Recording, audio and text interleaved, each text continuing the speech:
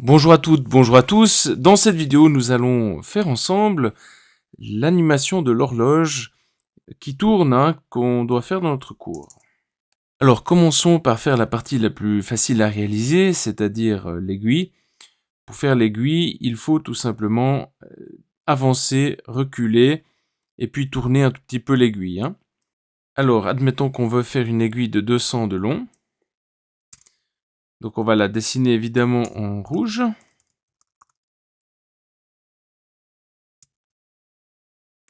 Et une fois qu'on a avancé, il faut attendre une seconde. Donc on attend une seconde. Et puis on revient en arrière. Mais cette fois-ci en blanc.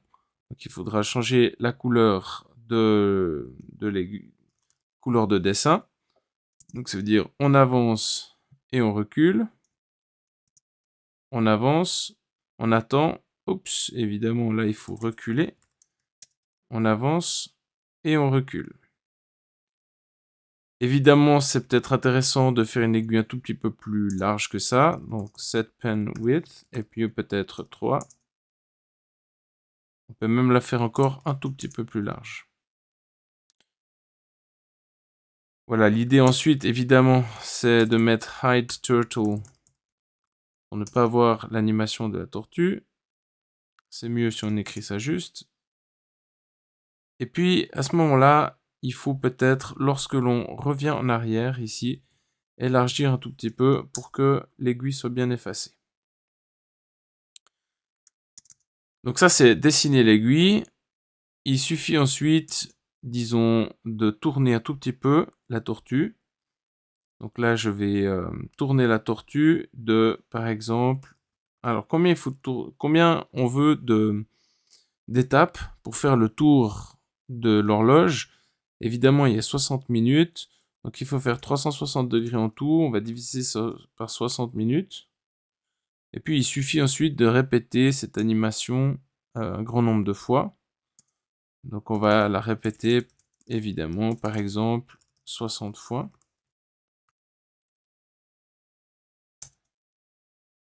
Et là on a notre aiguille qui tourne à chaque fois de 6 degrés.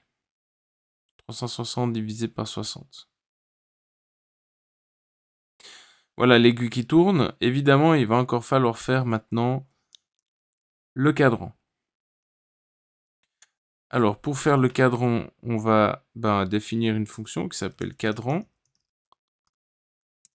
Et puis, il faudra l'appeler, évidemment. Alors, c'est mieux de l'appeler avant de dessiner l'aiguille, parce qu'on commence par dessiner le cadran. Pour dessiner le cadran, qu'est-ce qu'il faut faire? Alors, bien entendu, pour dessiner le cadran, il va falloir dessiner un cercle.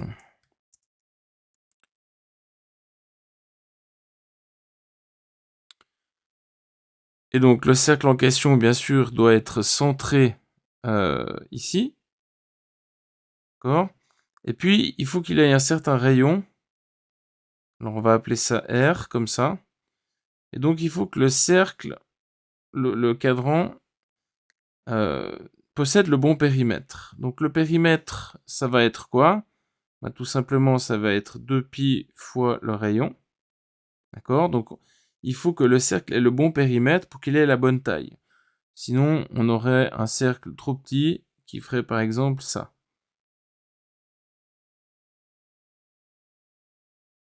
Donc, pour dessiner le cercle, on va admettre que la tortue part du centre et elle devra se rendre sur le bord ici. Elle devra se rendre sur le bord. Et ensuite, elle devra se tourner de 90 degrés pour pouvoir dessiner le cercle. Donc, il faut qu'elle aille sur le bord et qu'elle se tourne, par exemple, vers la droite. Et ensuite, on va pouvoir dessiner le cercle. Et le cercle, on le dessine comment? On le dessine en fait en faisant une sorte de polygone comme ça, avec beaucoup plus de côtés évidemment, pour que ça ressemble à un cercle. Alors, on va commencer par cacher l'animation de l'aiguille. et se concentrer sur le cadran. Donc on va faire déjà un petit cercle au milieu, voilà, de 10 pixels de diamètre avec la commande dot. Ceci va nous permettre d'attacher ensuite l'horloge, l'aiguille. C'est assez sympa, on peut peut-être même le faire un peu plus épais, comme ceci. Alors évidemment, le problème, c'est qu'il va s'effacer avec le temps, donc autant ne pas le mettre pour le moment. On va supprimer cette commande. Donc, l'idée va être de commencer par aller sur le bord du cadran. Donc pour ça, il faut faire pen up pour ne pas dessiner. Il faut avancer de, par exemple, allons-y, 210 pixels. On se tourne vers la droite de 90 degrés et on remet on abaisse de nouveau le stylo. Ça veut dire que la tortue va là-bas, elle se tourne. Et puis ensuite, on va pouvoir commencer à dessiner notre cercle. Donc faisons une commande pour dessiner un cercle. Donc on va faire ça comme ça. Je vais faire la commande ici pour faire un cercle. C'est très simple. Ce que l'on fait, c'est que l'on va répéter. Alors là, on fait un cercle tout bête, comme dans le chapitre 1. On répète 360 fois, avancer de 1 pixel et puis tourner vers la droite de 1 pixel. Donc si on fait ça, il va nous faire le cercle. Alors ce cercle n'a pas du tout la bonne taille, évidemment. On pourrait essayer ici de tâtonner, d'avancer un petit peu plus à chaque fois. Évidemment, ça nous agrandit le cercle. Mais ce ne sera pas un cercle suffisamment grand. Alors, la taille de ce cercle n'est pas OK. Si maintenant on prend l'animation, ouais, il faudrait peut-être que je revienne. Ça n'a aucun sens ce que je viens de faire. Après le cercle, évidemment, il faut revenir au centre. Donc ça voudrait dire ici, notre tortue, après le cercle, elle est comme ceci. Donc il faudrait la retourner à gauche de 90. Ensuite, il faudrait évidemment reculer de 210 pour retourner au centre. Et puis éventuellement refaire pen down. Donc là, oups, il faut juste reculer. Back. Voilà, pour se retrouver au centre. Et là, on voit que le cercle est trop petit. Alors pour faire un cercle de la bonne taille, eh bien évidemment, il nous faut avoir un périmètre qui soit correct. Comme on l'a dit avant, le périmètre doit être de 2 pierres.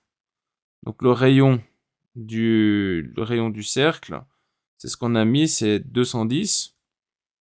Alors ça pourrait être sympa de mettre des valeurs, de mettre ça dans une variable. Alors 210 par exemple. Comme ça ici, au lieu d'écrire 210, je peux écrire rayon, c'est plus simple. Et ben évidemment, pour calculer le périmètre, qu'est-ce qu'on fait? On prend 2 fois pi fois r. Donc ici, j'aurais besoin du périmètre du cercle. Donc 2 fois pi fois le rayon. Alors, pour pouvoir utiliser la variable pi, là, cette valeur-là, il faut l'importer du module mathématique. Donc, on peut tout importer avec l'étoile ou bien uniquement pi. Et donc, ceci nous permet de calculer le périmètre.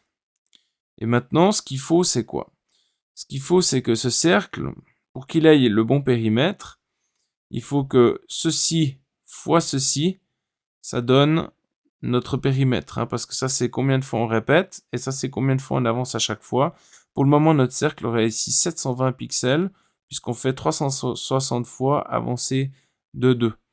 Donc pour avoir un périmètre qui vaut ceci, ici il suffit de faire périmètre divisé par 360.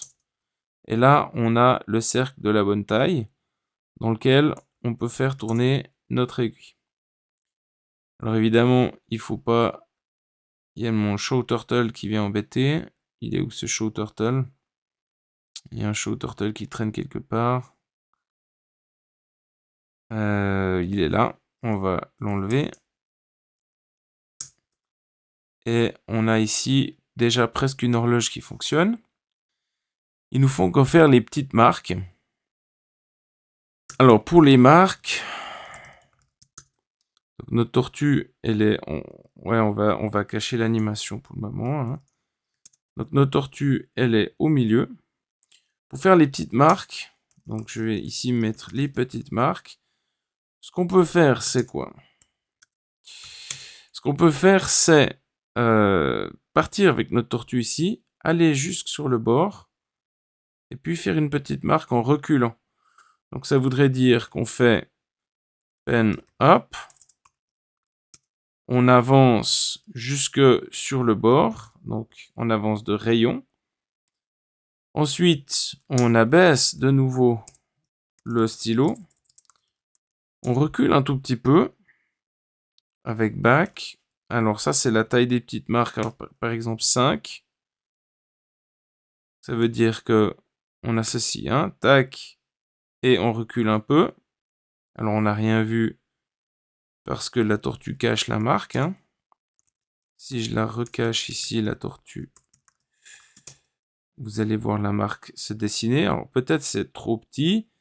Peut-être on devrait faire une marque de longueur 10. Voilà. Et peut-être aussi un peu plus épaisse. D'ailleurs, il est possible qu'on puisse dire que le cadran est aussi trop petit. Trop maigre. Donc là, set pen width, peut-être 3. Allons-y pour 3. Voilà, c'est mieux comme ça.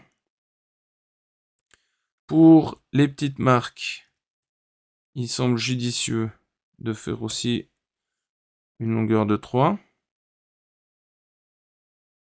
Et puis, une fois qu'on a dessiné notre petite marque là, on doit encore reculer un peu plus. On doit reculer jusqu'au centre. Alors, on a déjà reculé de 10, donc il faut reculer de rayon moins 10 pour que la tortue se retrouve au centre. Par contre, avant de faire ça, évidemment, il faut faire pen up pour pas qu'elle dessine. Donc là, et hop, elle retourne au centre. Donc maintenant, je vais enlever le hide turtle qui est là et enlever le show turtle qui est là. Tac. On va se le refaire ici, le show turtle. Voilà, donc notre tortue, elle est là. Maintenant, pour faire les petites marques, il en faut combien? Il en faut 60, hein, une par minute. Donc là, on va faire 60 petites marques. Et puis, à la fin de chaque petite marque, ce qu'il faut faire, c'est tourner de 6 degrés. D'accord? On tourne de 6 degrés. Et on recommence. Et on fait ça 60 fois. Évidemment, il faut enlever le show turtle. Qui est là. Et avec ça, on a toutes nos marques. Alors, on voit qu'elles ne sont pas partout très bien alignées. On verra après pourquoi. D'ailleurs, si on fait tourner l'aiguille, on verra que l'aiguille n'est pas très bien alignée. Elle est bien alignée avec les marques, mais elle n'est pas très bien alignée avec le cercle. Alors à ce stade, on voit que l'horloge ne tourne pas, donc l'aiguille ne tourne pas, malgré le fait que j'appelle ici, et malgré le fait que il n'y a pas de hide turtle qui se cache. Alors peut-être on peut... Oui, il y a un hide turtle quelque part, on peut l'enlever. Enlevons ce hide turtle pour comprendre ce qui se passe. Bon, ça va être un peu long comme ça. Alors, mettons un show turtle après avoir dessiné les marques. On va commencer à hide. On va quand même remettre le hide turtle ici. Et donc on se demande pourquoi l'horloge ne se dessine pas. C'est probablement qu'il y a eu un pen up sans pen down. Et on voit qu'ici on a fait pen up et on n'a pas refait pen down après. C'est pour ça que ça ne joue pas. Donc pen up. On retourne. Là il faut faire pen down. Ici par exemple. Pour que l'horloge soit à chaque fois effacée. Alors on voit qu'on efface les marques en même temps parce que l'aiguille va trop loin. Il faudrait peut-être que l'aiguille soit un peu plus courte que 200. On l'avait fait ici, ça c'était la taille de l'aiguille. Alors mettons ici la taille de l'aiguille. Et puis on va définir une valeur pour ceci, qui est par exemple de 180. Ok, ça a l'air de jouer. Alors on va supprimer le show turtle qui est là. Voilà. Alors pourquoi est-ce que les petites marques ne sont pas super alignées avec le cadran? Alors ça c'est un peu finot. Il faut être malin pour comprendre. Il faut avoir l'idée. C'est assez difficile à voir, donc je vous le montre en détail. Alors le problème est que l'on est parti du centre. On a été sur le bord, comme ça, avec la tortue. Ensuite, on a dessiné un trait droit. On s'est mis à dessiner un polygone. Si on exagère ce polygone, au bout d'un moment, on arrive ici, comme ça. Et donc là, on a un trait horizontal, mais qui n'est pas centré par rapport au centre du cercle. Alors que ce trait arrive comme ça. Pour corriger le problème, il faut changer la manière de dessiner les traits, en particulier le premier. Donc l'idée, c'est plutôt de partir du centre, aller sur le bord, dessiner que la moitié ici du côté, tourner, dessiner l'autre moitié, et répéter ceci 60 fois. Avancer, tourner, avancer, tourner. Et donc si on répète ça jusqu'ici, on terminera par avancer, tourner. Et donc là, on arrive au milieu du bout droit. Alors c'est un peu finot.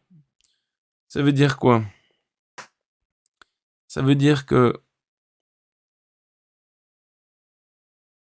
ici, lorsqu'on dessine le cercle, il faut d'abord avancer la moitié de la distance avant de tourner et l'autre moitié après.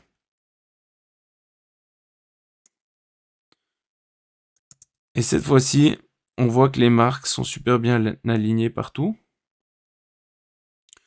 Ensuite, il suffit de faire les grosses marques. Donc les grosses marques, c'est une fonction qui est assez semblable aux petites marques. Donc on peut pas mal copier ce code pour les grosses marques. Ce qui change, c'est quoi? C'est qu'il nous en faut que 12. Et qu'à chaque fois on tourne ici 360 divisé par 12 au lieu de tourner 360 divisé par 60. Il faudra probablement les faire un peu plus grandes. C'est la taille de la marque. Donc là, on va peut-être la faire un peu plus grosse. Et puis, on va la faire un peu plus épaisse également.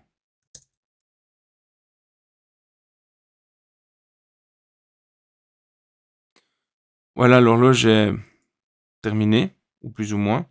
Après, on pourrait rajouter d'autres aiguilles, mais c'est pas si facile. On pourrait rajouter aussi des petits numéros, 1, 2, 3, etc. C'est pas non plus totalement évident. On le fera peut-être dans une extension de cette animation un peu plus tard dans le cours. Pour rajouter plusieurs aiguilles, il nous faut une manière de stocker des informations dans la mémoire d'ordinateur. Et ça se fait à l'aide de variables. On verra ça dans un chapitre suivant. Donc ne vous inquiétez pas, on va construire l'horloge totale avec les autres aiguilles également, mais dans quelques semaines. On peut encore un peu améliorer le code. D'une part, en créant une fonction ici qui s'appelle horloge et qui va regrouper toutes ces informations, toutes ces instructions qu'on peut lancer à la fin. Voilà. Puis, il y a encore une autre chose embêtante, c'est que notre aiguille ne va tourner que 60 fois. Parce qu'on a fait ici for range in 60, donc elle fait qu'un tour complet. Pour faire plus de tours complets, évidemment, ça ferait 2 tours, 3 tours, etc. Si on veut un nombre infini de tours, on doit utiliser une autre boucle que la boucle for. On utilise la boucle while, tant que. Et ici, on met une condition stupide qui est tout le temps vraie. Tant que 1 égale 1, on effectue ceci. Ça, par exemple, ça va tourner à l'infini. Alors juste pour vous montrer que ça tourne à l'infini, on va attendre un peu moins ici. On va attendre 10 fois moins de temps. Au lieu d'attendre 1 seconde, on va attendre 1/10 de seconde. Et là, vous voyez bien que l'horloge, que l'aiguille tourne à l'infini. Et puis, il y a une méthode encore plus pro de faire ça, c'est de carrément dire while true. Et ça, en Python, ça fait des boucles infinies. Et donc là, on a bien l'horloge qui tourne à l'infini, vraiment à l'infini. Tant que vous laissez tourner le programme, l'horloge va tourner ainsi. Voilà, on remet 1 seconde. Et puis, ce qu'on pourrait encore faire, c'est optimiser un peu ici le dessin du cadran. Au lieu de répéter 360 fois pour faire le tour, on pourrait peut-être répéter 60 fois. Ça veut dire qu'ici, il faut diviser par 60. Et puis, évidemment, il faut ici tourner un peu plus. Donc là, il faut tourner de 360 divisé par 60 également. Voilà.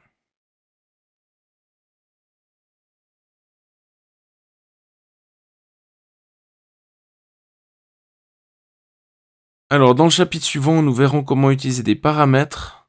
Parce qu'en réalité, ces deux fonctions font presque la même chose. Et donc, on a dû copier-coller une bonne partie du code pour faire juste changer 2-3 détails, hein, qui est le nombre de marques, de combien on tourne et la taille des marques. On pourrait mettre ceci dans des paramètres.